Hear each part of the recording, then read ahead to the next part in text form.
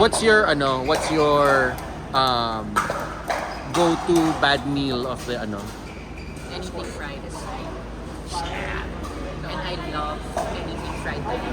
Oh shit. That's why there's nothing but in Portugal. Yeah. I'm so happy with the meeting.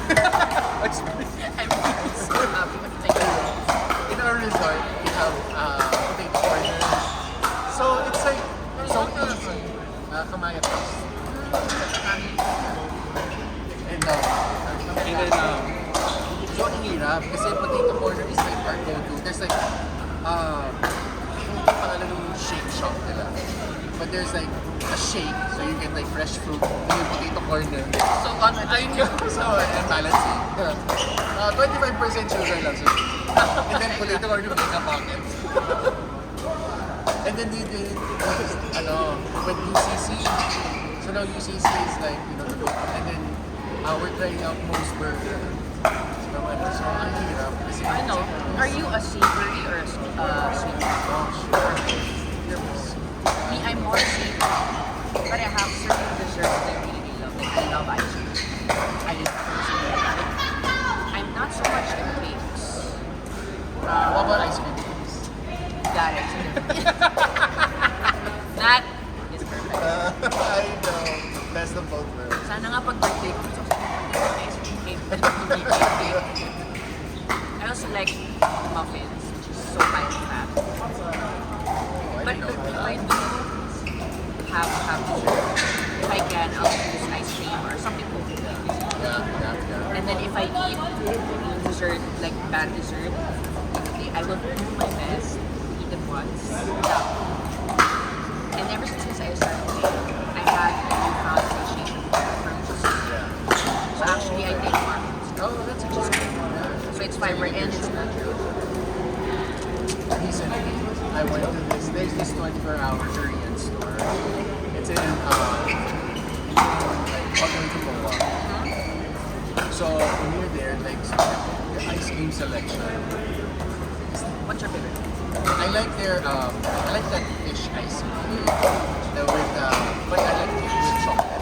And then they have this new one that I tried.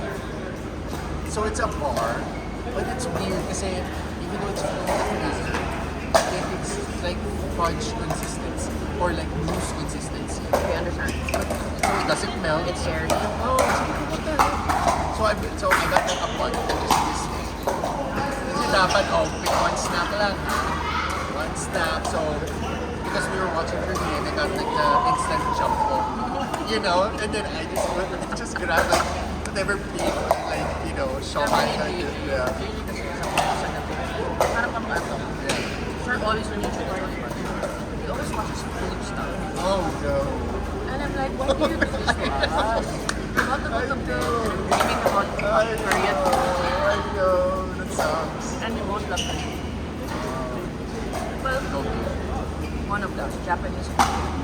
I like both of it kasi, especially Korean, ang sarap sila mo. Yep. The way they do their vegetables. And for me, one healthy type of food is with hot dog. Because it's oil. Yeah. And I can control. So that's when I eat so much better. Yeah. Actually, we're going to Where is your hot pot? well, we like Senbao. Is that Taiwanese? Yeah. We have a new broth. It's a little odd, but I love it.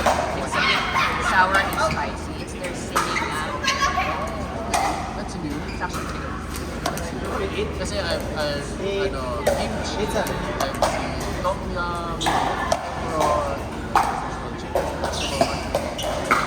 but recently, when I was in Boston, we used to go to this place. It's parang hole in the wall. 872. But it's not all it's you get your personal Pearly popcorn in front of you and then they just add soup. So we just order like, whatever, extra vegetables, extra mushrooms, and then I've been going to 1 year kasi all you can eat. Sometimes I end up like super full. Like super duper full. Like I'm like me rest first in the car before I drive. So now I found out it's in Parkal. It's called A1. I don't know if it's a franchise or not. Korean? Korea. A1, sure. Yeah. And then, but it's like a hot pot that's personal. So yeah, and kasi 1,000 pesos, which is what you usually get. But you get like quality na. And then order extra, it's okay, but like 100 pesos each. But so far, that's all I did. Yeah, I love hot pot. Actually, I'm curious. Talk about that.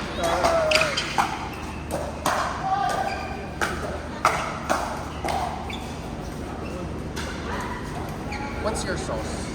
I love that. Taste it. Like, I know there are certain satays that taste like none.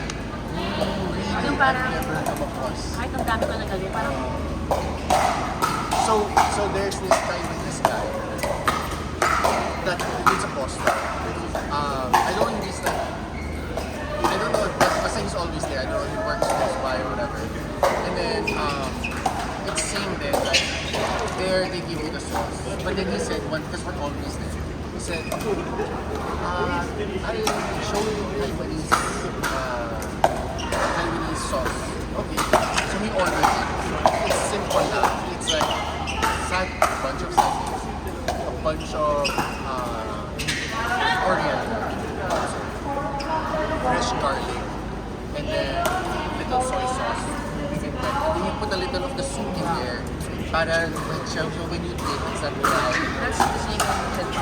Oh. Twin Pao, they have the sauces that you can choose. So there's one that I follow, and then this ingredient called beef soup. Kasi it's beef based, so I put some satay on that to give me the umami. Oh, I'll try that. You'll put it I see that, but parang natatakot You ko. can give it a- Okay. When I do satay, I don't put the peanuts in it. Yeah. Kasi satay itself, Yeah. then the usual is sesame oil, Yes, that's right. Sesame oil. salt, sugar, garlic. Actually, sugar is good. I'm more savory when it comes to my food. I'm more Yeah, savory. same. So, and then I love a lot of green onions. Yeah. Yes. That's why I prefer that over wasabi, but it depends, I guess, on the broth. If the broth is really tasty, I don't mind more wasabi. And then syempre, red chilies, satay. You'll just get like spoon. So I'm good there.